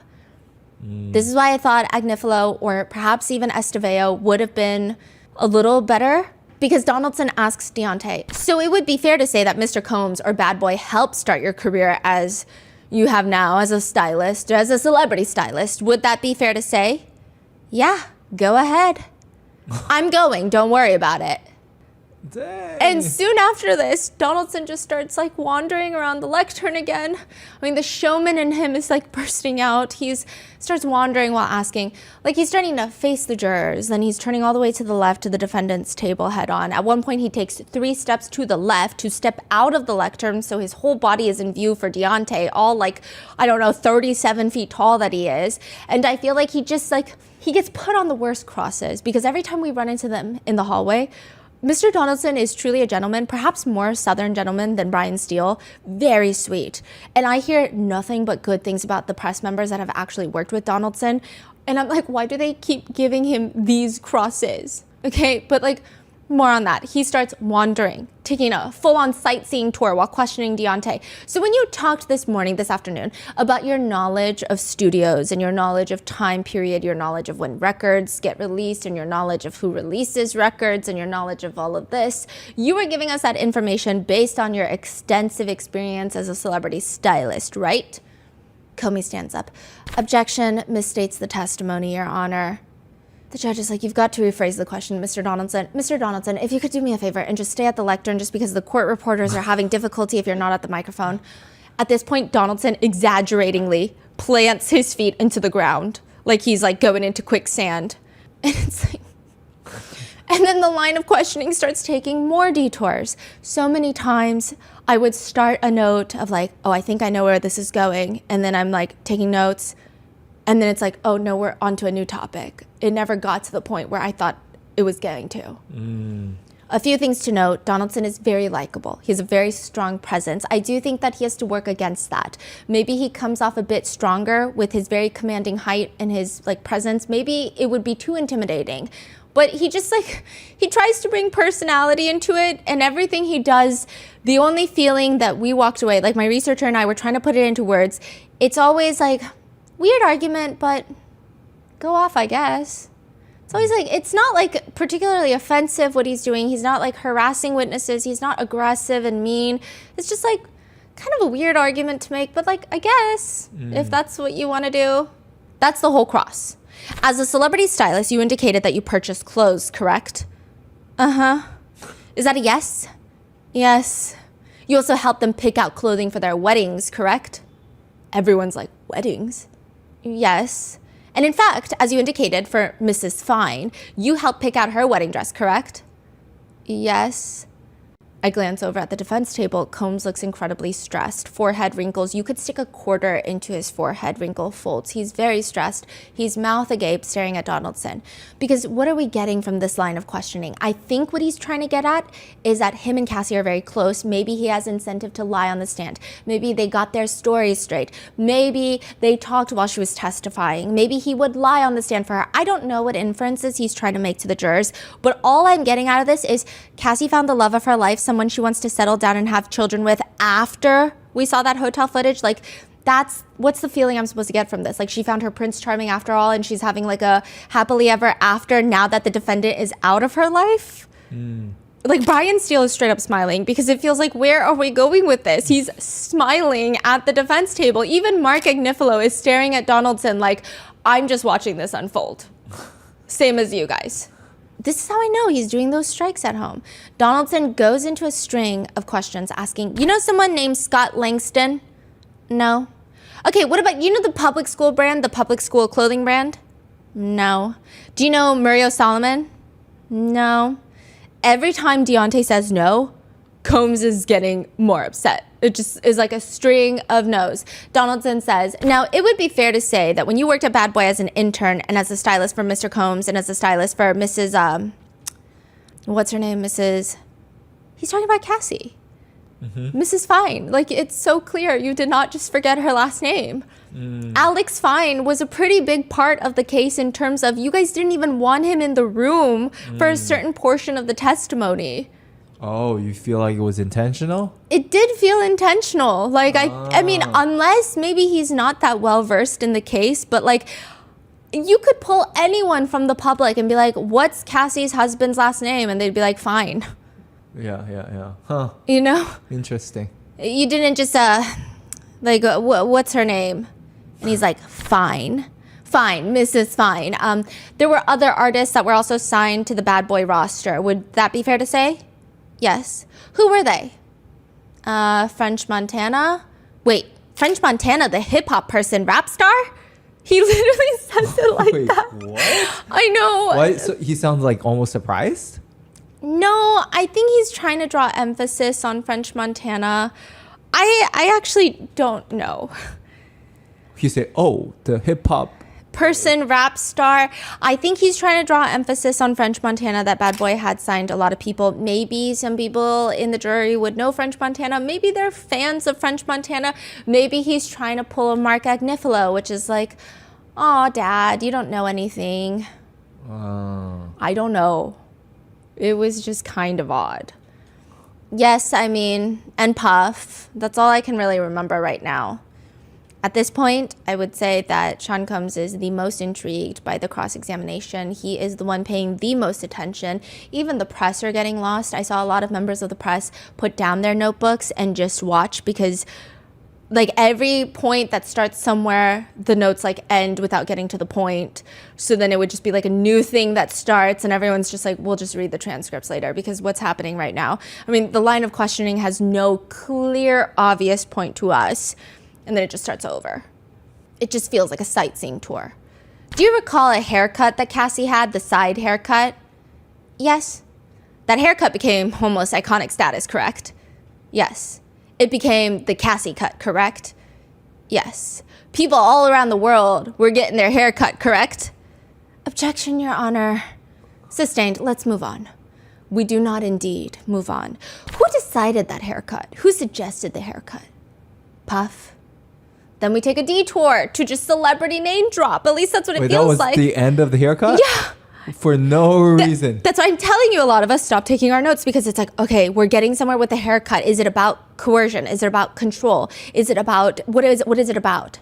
To say that he wasn't the one controlling her because Cassie wanted to cut her hair. Like, what could it be? Yeah. And then we That just is got so nowhere, weird. and then we just move on. Okay. Then we take a detour at a celebrity name drop fest. I mean, perhaps the point Donaldson is trying to make, I think, is that Cassie had ample opportunity to work with massive names in the industry. Connections that were all provided by Sean Combs is the point that he's trying to make, I believe. But at this point, 2016, you are basically executive producing this mixtape of Cassie's, correct?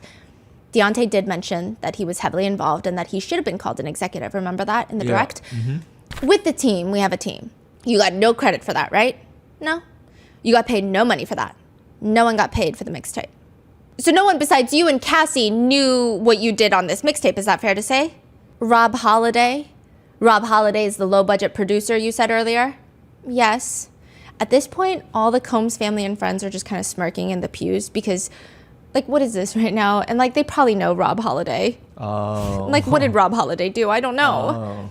When you said low-budget producer, you were just saying that because he's a low-paying producer, or he's not a good producer, or he's like a whack producer. Why is he a low-budget producer? A little bit of all the above. And he was this low-budget producer also on the mixtape, correct? Yes. Meek Mills was on the mixtape, correct? Yes. And Meek Mills at the time was a really popular, internationally known rap artist, correct? Correct. You also said French Montana, correct? Yes. He was also a pretty well-known popular rap artist, correct? Correct. Jeremiah, right? Yes. Platinum-selling artist? I don't know his stats. Very popular at the time, though, correct? Yeah, yes. Fabulous? Yes.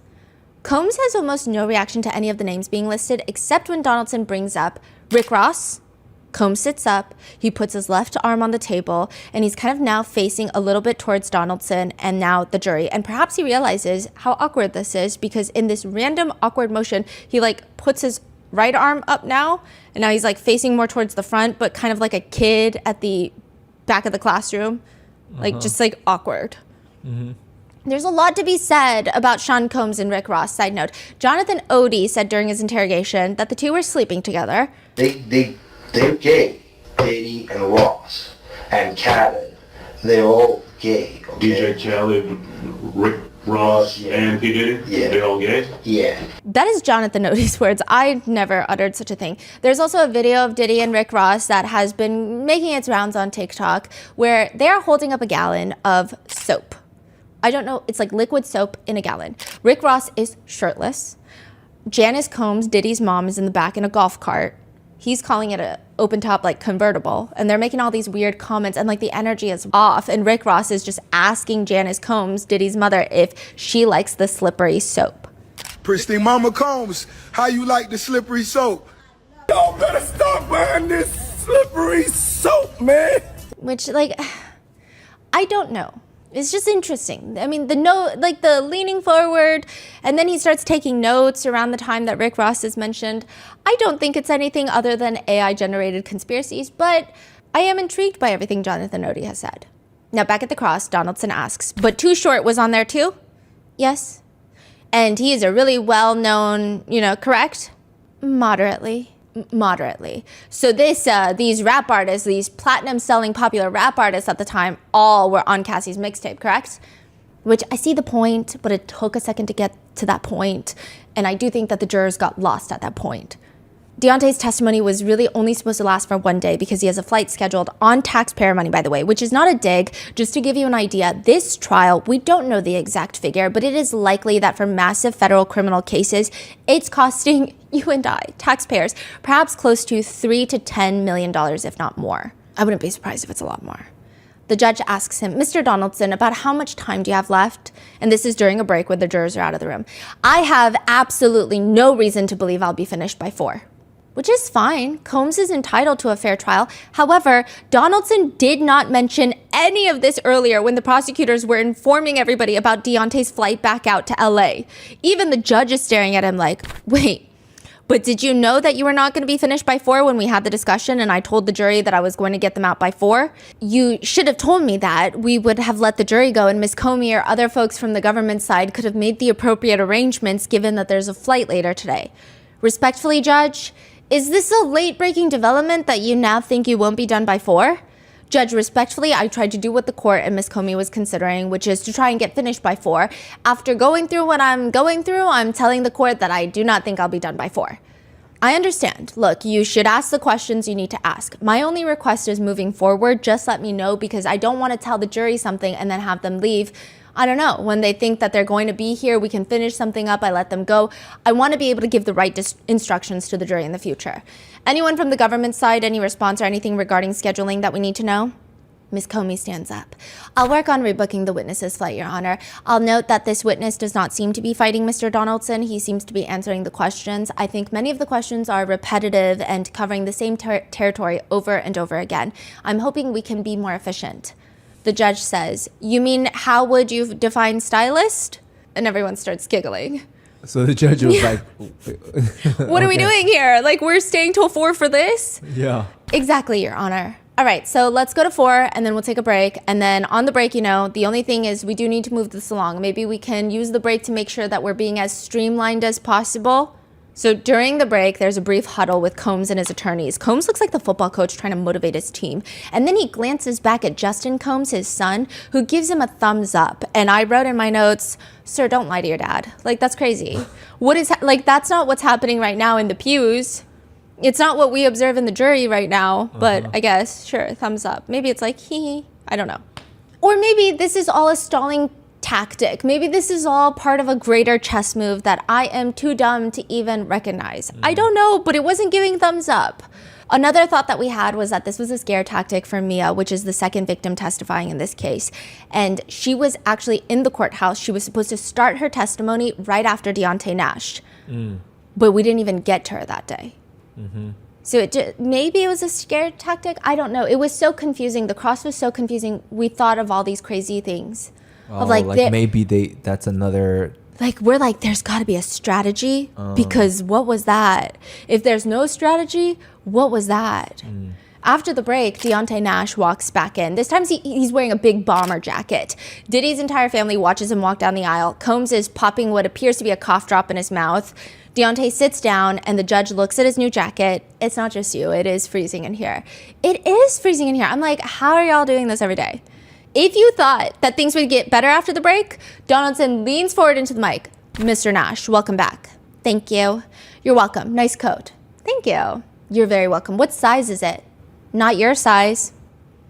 And everyone, I don't even know why he asked that question. Yeah. Everyone starts giggling. That's the right answer. You got the right answer. I just want to ask you a few more questions about the stylist part. I'm just going to go really quickly. Donaldson asks questions about whether or not Sean Combs would naturally have the last say in the artists of their label about stylistic choices, considering its entertainment business. AKA, Sean Combs did not have any special control or force over Cassie. It's just part of Hollywood that as the label owner, he would have to approve of what she wears, how she dresses, and not as her boyfriend. But Deontay says, no, Sean Combs had control over Cassie. The other artists, not really. Who would be the final decision maker? Most of the time, the artists kind of did their own thing, but they would send it to Mr. Combs or someone to get some type of consultation in the decision-making. Would that be fair to say? Not that I know of. Some of them look terrible. The jurors giggle again, and some of them are glancing at each other like, this is crazy right now. The ones that you did, they didn't look terrible. Yeah. Donaldson abandons this line of questioning and moves on to perhaps hint at the idea that maybe Cassie and Deontay have been talking about their testimonies, getting on the same page. That's the hint that he's dropping. I'm not saying it's true. That's what he's trying to drop, but it kind of backfires. Now, as far as Cassie is concerned, she's your good friend, best friend. When is the last time you spoke to her? After she had the baby yesterday? Tell her congratulations. And he's more so telling everyone in the gallery.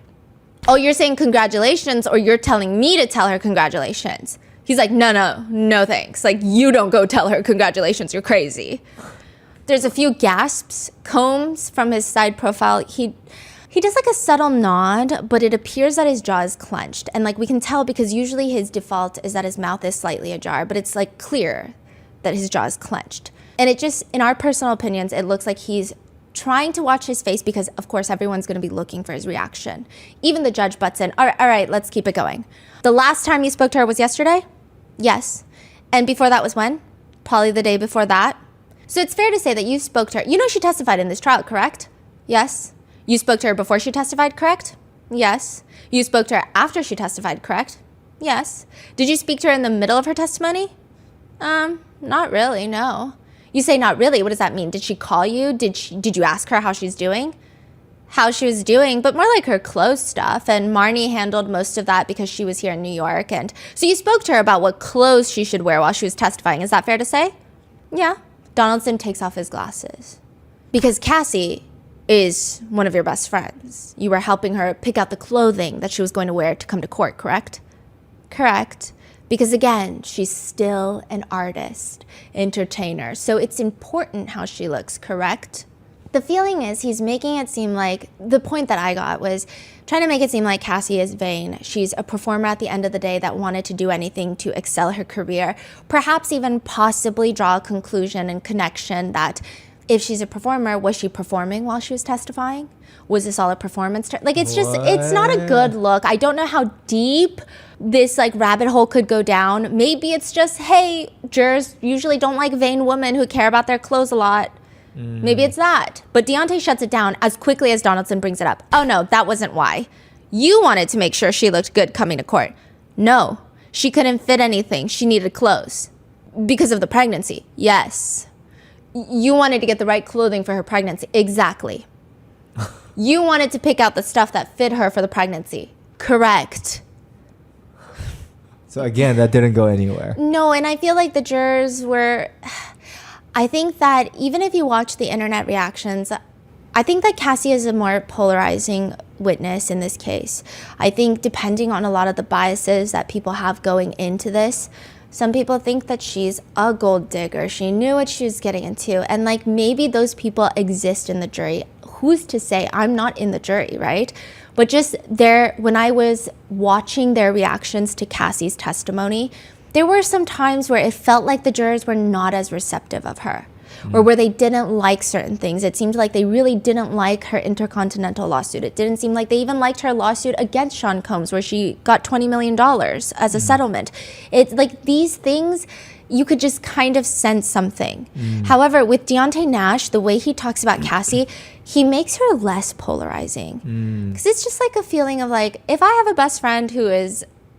doing all of this for me, like I should be doing something right.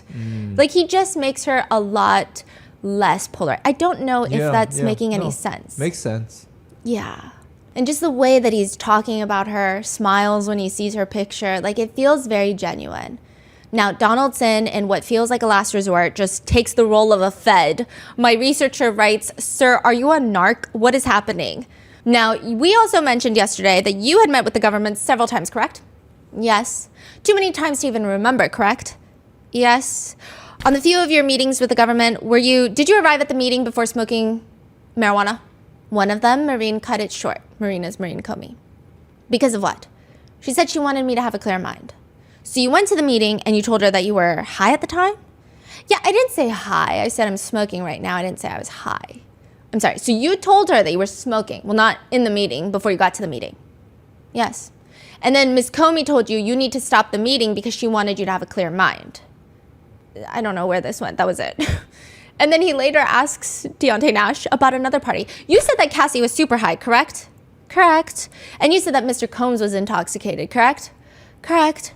Did you get Cassie super high? Excuse me? And both of Deontay's attorneys are staring at each other like, what the hell is happening right now? One of them even shakes their head in disbelief. Did you give? No, I did not. Then he starts talking about the Revolt conference, which is when Cassie saw a picture of Combs with Gina, the girl that he told her she didn't have to worry about. Well, Donaldson is asking Deontay about it, and he's trying to describe Revolt. Donaldson says, And when we say Revolt Conference, Revolt is, I guess, professional web. It's and he's like using his hands in the air. It's owned the. Diddy is looking at him like, you don't know what the Revolt is. Like, he genuinely looks offended. Just, it feels like forever before Deontay pulls him out of his misery. It's an entertainment conference. Entertainment company? Conference, the Revolt Conference, yeah. It was owned by Sean Combs, correct? Correct. Eventually, Donaldson leads up to the idea that perhaps Deontay was the one that sent Cassie a picture of Combs to show that he was with Gina while she was in South Africa. And Deontay responds, oh, no. You're not putting this on me. That was another stylist named Icon Tips that texted her and said, oh, girl, you look good coming out the car. And she called me and told me, girl, is that girl Gina there? So Icon Tips thought it was Cassie coming out the car, but it was Gina. At that point, the jurors, the press, nobody can even try to keep a professional face. Everybody's grinning. The press don't even really know what to write at all. There's just lots of rustling. Even Diddy looks confused of like, I don't know what my reaction's supposed to be. He's just blinking. And so you told her at this point in time, listen, I could hook you up with Michael B. Jordan, correct? No, that wasn't you? No, that's not how it happened.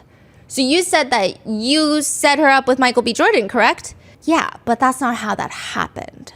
At this point, Combs' close childhood friend, who is like one pew diagonal from us, in front of us, he starts mouthing kind of comically to no one in particular, like, what? And he's like looking around. And I'm like, I don't know either, sir. You tell me. At one point, Donaldson calls Michael B. Jordan Michael Jordan, and Deontay snaps Michael B. Jordan, not Michael Jordan. Yeah, you want to get that right. Oh, Donaldson goes on to ask about others that Cassie might have had a relationship with. And this is supposed to be a moment where it's like, see, jurors, see, Cassie is having all of these relationships. She's not coerced into anything. Look at her cheating on Combs. It's just a toxic relationship. Cassie was in a relationship with Andre Branch. Deontay looks confused. And then he responds, the cute football player. Everyone starts giggling, and one of the jurors is chewing on their pen tip like, this is the best thing I've heard in the whole world, like the best tea I've heard in the whole world. Yes, the cute football player, yes.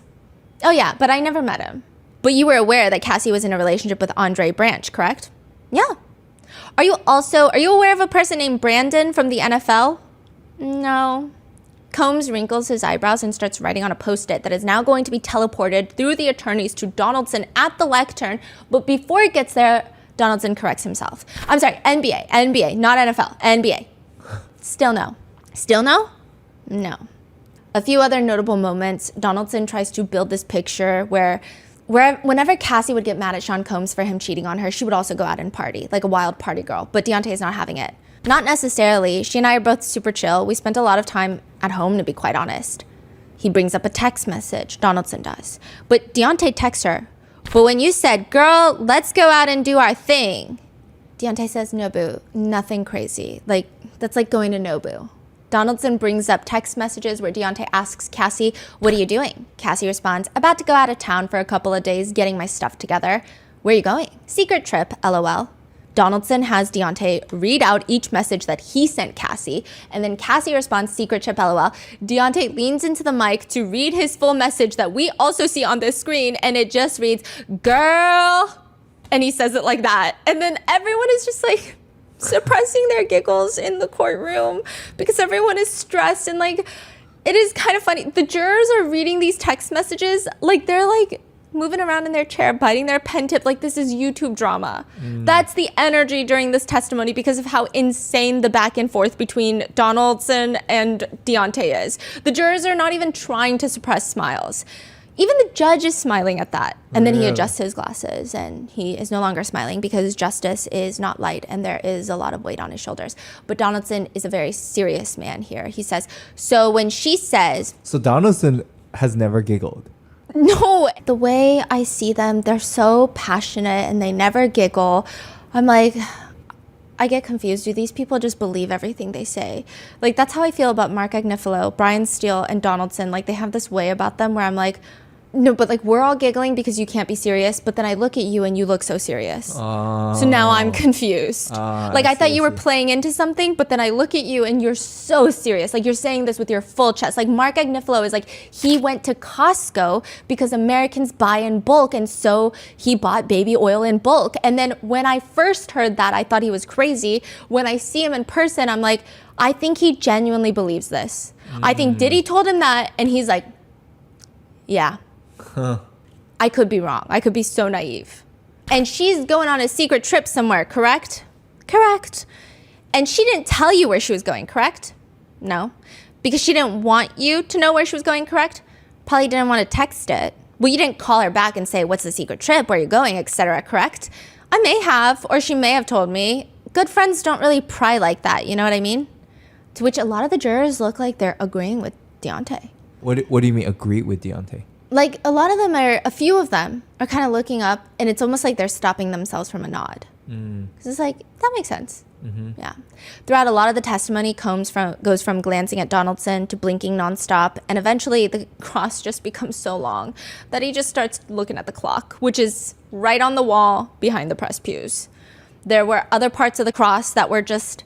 Again, I get what the defense is doing, but it just keeps backfiring. For example, Donaldson brings up another text message thread where Deontay gets a picture from Cassie, a selfie, where he responds, that mug beat though. Donaldson has to quickly clarify. When you say beat, you mean beat between you and Cassie means good. Like your makeup is beat, nice, right? So you were telling her at that point in March of 2019, her face looked beat. Nice though, right? Correct. Which like the fact that you have to clarify that because your client's actions on hotel footage, it's probably like whatever impact the rest of the text messages had, nothing compared to that point. Another text message exhibit shows Cassie texting Deontay that she wants to be different this year. And she says, Puff is mad at me, of course. Deontay responds, y'all need to enjoy y'all trip. Get back to the bullshit later. Enjoy y'all time together. Y'all don't get this much. Cassie responds, it's not bull. This is the bitch I'm gonna be this year. He can stay or go. And as this is being read out by Donaldson, Deontay smiles and comments into the mic, that's right, Cass. And like a few of the jurors are smiling because... Again, I think Cassie's testimony might have been a bit more polarizing, just looking and perceiving at the jurors, but... You can't hate a bestie that just got your back no matter what. Yeah, like, and it's like you just want a friend like that. And then it's like when you know that Cassie has this... Everyone seems to rally around her. It's like, okay, you know, it just adds a little bit more weight, I would think. Then later in the same text thread, Deontay texts Cassie again. You look beat, what's your tea? Donaldson has to clarify once more. When you say you look beat, that means you're referring to the pictures that she just sent you where she looks really good in the pictures, correct? Oh yeah. Again, not the best look for the defense, which I get it, weird argument, but okay. The point of the whole text, though, is this part where Deontay texts Cassie, girl, you always on vacation. To which Cassie responds, I know, God lets me because I put up with a lot of BS. Basically trying to show the jurors that Cassie was in a relationship with a clear exchange. She was also getting something out of it. However, again, that kind of clarification of the face looks beat, the impact is kind of lost. In another part of the cross, Donaldson clarifies, I believe you said in 2013 outside Cassie's apartment, he told Cassie in front of you that he would leak her videos, is that right? And I think this is the same conversation where he said to you, you and Cassie take a broke ass home and ride to the sunset. Yes. You and Cassie went back home after that, correct? What do you mean? You went back after he said take your broke ass home, you and Cassie left, correct? Yeah, we rode out into the sunset. Yo, what is going on? I don't know what the whole point of that one was either. In another moment, Donaldson brings up the 29th birthday party for Cassie, with his main question being, if you had seen Sean Combs being violent towards Cassie, your best friend, why would you still want him to come surprise her for her birthday? He then called you when you were at the restaurant and said he was coming over, correct? No, he was there when we got there. He was in Miami. He called me from Miami and asked if he should fly and come. Sorry, he called you from Miami and asked if he should fly back from Miami to come and attend this birthday party. Correct. He flew up from Miami to attend the birthday party, correct? Correct. Did you tell Cassie he was coming? No. Because you want Cassie to be surprised by her boyfriend who is coming up to see her for the birthday party, correct? Who wants to be the person that tells somebody the surprise? Which again, almost everyone is kind of nodding because it's like, I get what Donaldson is trying to say. Like, if you saw him be so violent and so terrifying, why would you want him to come to her birthday? But also at the same time, like, Deontay has a very fair point. But the defense does what the defense has been doing, which is showing messages between Deontay and Combs from the past few years where Deontay is nice to Combs, which I feel like in the direct he was pretty straight up about it. Yeah. One message is from 2019, so this is after the breakup, after Cassie starts dating Alex Fine. It's from Deontay to Combs. Sending you my love. Combs respond, yeah, right. We was fam, disappointed, still got love, all good. Wait, Combs said that? Yes. We were family and... Yeah. I'm disappointed, but I still got love for you. We're all good. Okay. And so Deontay responds, Puff, don't do that. My love for you don't have nothing to do with anything else. Combs responds to Deontay, nah, the trainer in my Soulja Boy voice, damn, could have given a heads up. The trainer, question mark, shaking my head. And then there's laughing emojis. And then there's no response. So Combs texts Deontay back again. Oh, now you quiet. We'll always be cool. No love lost. Love you, girl. Black heart emoji. But on a real note, how is she? Please make sure she's all right. And if she ever needs me, make sure you call me. Then another message in which Deontay asks to see the full message. Is there a way I can see the whole message? No. Sorry, I'm not just being... This is just the evidence we have right now. That's Donaldson. He has Deontay read the message to Combs. I love you, brother, and anything you need, I got you. But the main point being, Cassie never told Deontay about not wanting to do freak-offs, and all this was happening behind the scenes, and Deontay is still talking to Combs with love. You deeply care for Cassie, correct? Correct. And you have deeply cared for her for about 15 years, correct? Correct. But you understand, though, for a significant part of that time, she kept major secrets from you. I kept some from her. We don't have to tell each other everything. But you do acknowledge she kept major secrets from you, correct? Same. Correct? Yes? Okay. And I don't know if it's just the way the line of questioning took place and unraveled. It kind of made Cassie's story sadder. It didn't feel like she's hiding this from you because she loves it.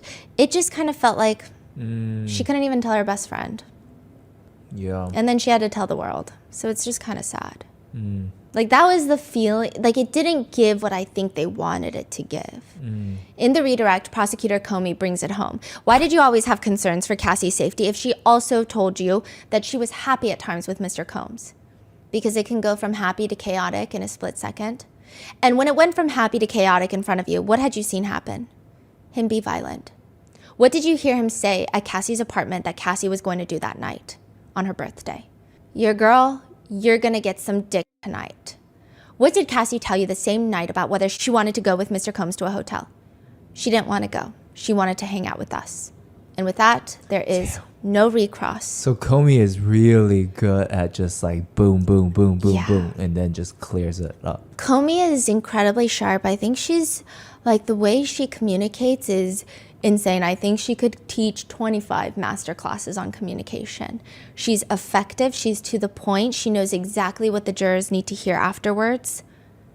I don't know how she does it. I don't even know if this is something you can teach people. Wow. And with that, there is no recross, and Deontay Nash is dismissed.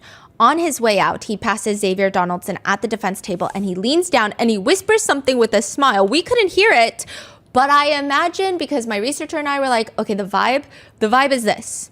Well, that was fun. Let's do it again sometime. Like that, if I had to bet money, I would bet $10 it was that. Like, that's the vibe the whole cross was giving. It's like this very sarcastic, like, I'm not going to be rude to you, but I don't like you. And Cassie's my best friend. Wow. And with that, he walks away. He ate it up. The jurors loved him. Wow. Yeah, I don't know if they loved everything he was saying, but they were having a blast. And I think it's like only natural if someone's making you laugh that frequently, you generally have a positive feeling towards them. Was there a lot of like auditory? Yes. Like, wow. This was probably the most giggly day. Like, everyone was just giggling. And it was just nonstop. Yeah, but it is probably the last light day that we are going to have, because the next episode you'll see will be likely a mixture of Mia, the second victim, as well as Jane, the third victim, that is going to take the stand probably the day that you see this. So I will be in the courtroom while you're watching this, and I'll let you know how it goes. So with that being said, please stay safe, and I will see you in the next one.